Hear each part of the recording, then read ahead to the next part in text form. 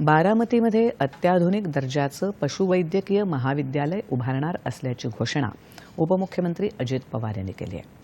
माळेगाव कृषी विज्ञान केंद्रात आयोजित केलेल्या कृषिक 2025 या आंतरराष्ट्रीय कृषी प्रदर्शनाचं उद्घाटन करताना ते बोलत होते.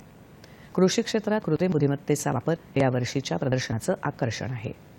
उत्पादनात वाढ होण्याच्या दृष्टीनं शेतकऱ्यांनी ऊस क्षेत्रात नवनवीन तंत्रज्ञानाचा वापर करावा, ऊसाच्या नवीन वाणाची लागवड करावी, शेतमालाची उत्पादकता वाढवण्यासाठी राज्य आणि केंद्र शासनाच्या वतीनं सहकार्य करण्याचं आश्वासनही त्यांनी दिलं.